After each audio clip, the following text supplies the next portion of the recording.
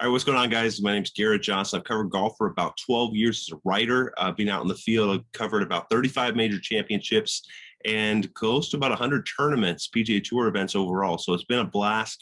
I am starting to get into fantasy advice, and we're going to have this segment about once a week DFS advice, daily fantasy as we go to DraftKings, and then also one and done. Who doesn't like one and done? So those will be the two things I'll focus on.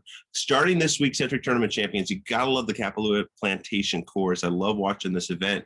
And when I look at this, I was thinking about, okay, what is it? What's so important? When we look at the DraftKings lineup, see John Rahm at the top, 11,000, Colin Morikawa at 10,008, Justin Thomas at 10,600. I really like Justin Thomas.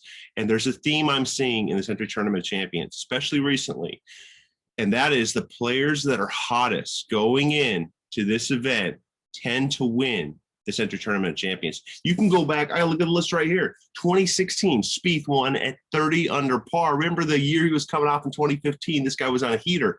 Justin Thomas, 2017, he won this event at 22 under par. Remember, that was in the midst of a 5-win season. He had won the CIMB Classic just before that, earlier in the fall. So he was in the midst of a huge charge. He would go on to win Sony. So literally, form is a huge factor to this event and who will win this event. Dustin Johnson in 2018 won this by 8 shots at 24 under par. He was on a heater coming off of a solid 2016, solid 2017. So a strong stretch there. An interesting one here, Xander Schauffele in 2019 in only his second start in the Tournament Champions. So this could happen. He wins it.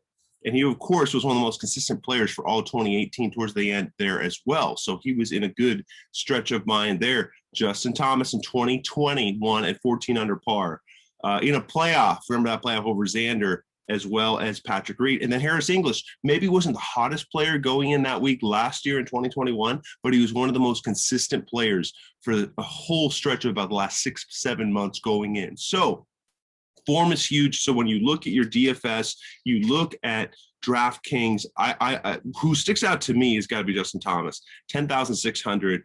I would pick him, and there's a few other reasons too. He's won twice. I mean, look at his stretch in the last 3 years at this event. Solo third in 2019.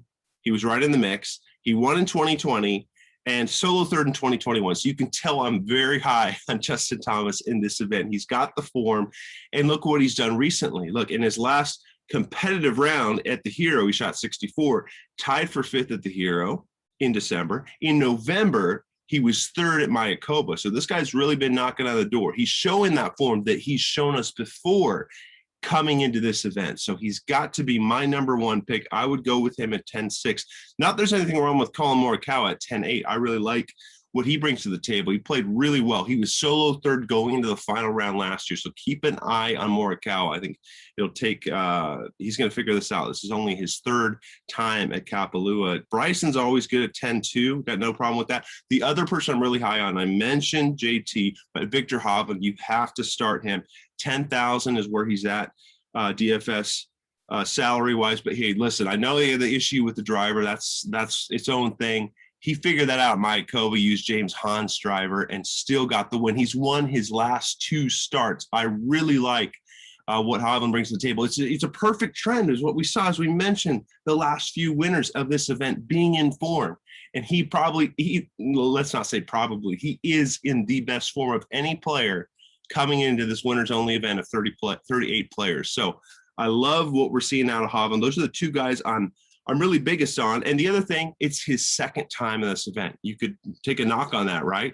Nope. But as we mentioned earlier, Xander Schauffele just 3 years ago in 2019 won this for his 2nd start. Here's a question to you. Do you look at Xander and Viktor in the same category, right? Consistent.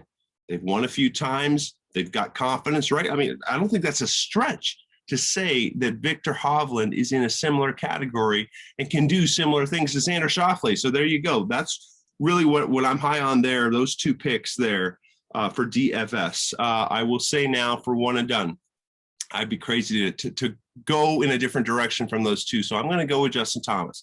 I love him for one and done. Listen, you look at his career, 14 PGA Tour wins.